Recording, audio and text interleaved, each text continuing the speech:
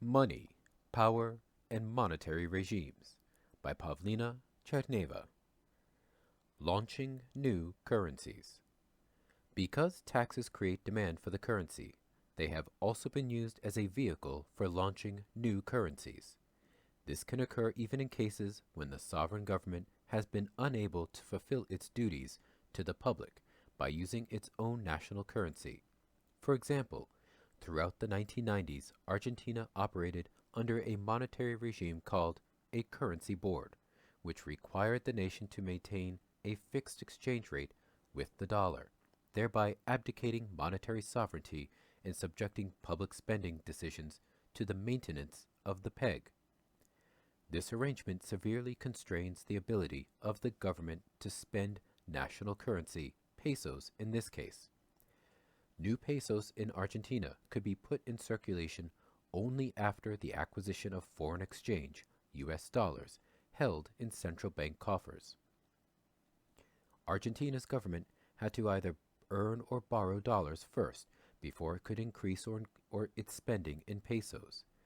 As a net importer, Argentina bled dollars throughout the 1990s, thereby reducing the amount of pesos in circulation, asphyxiating the economy and plunging it into what is now known as the Argentinian lost decade. To deal with economic crisis, Argentina's provinces used their constitutional power to issue notes, thereby circumventing the problem with the national currency shortage.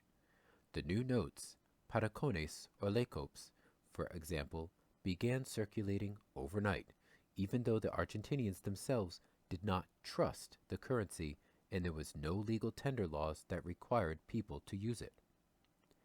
Instead, the provinces allowed the public to pay its state taxes and public utility bills in the new notes, and in turn paid state employees with that new script. Taxes were sufficient condition to create demand for a new fiat currency, and the provinces had to spend the currency before they could collect it in taxes. Taxes did not finance these provinces. Instead, they gave states more policy space to spend and conduct internal policy by launching these new currencies. The notes quickly circulated throughout the private economy and were used until the currency board was abandoned, monetary sovereignty in pesos was restored, and the Argentine government embarked on an aggressive expansionary economic policy. This episode demonstrates that taxes do not finance the spending of the issuer of the currency. Instead, they serve as an effective vehicle for launching that new currency. Taxes are also a powerful coercive mechanism. In Africa, for example, newly imposed head taxes compelled the colonized African tribes and communities to use the currency of the colonial powers and became another method of colonization and resource extraction.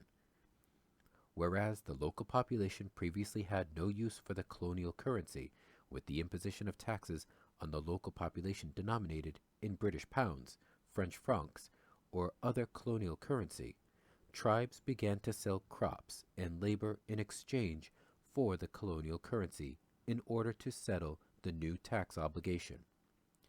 It is, therefore, no surprise that the process of independence of any nation from colonial rule has been accompanied by the implementation of a new independent national currency, or with the assumption of full sovereign control over an existing national currency.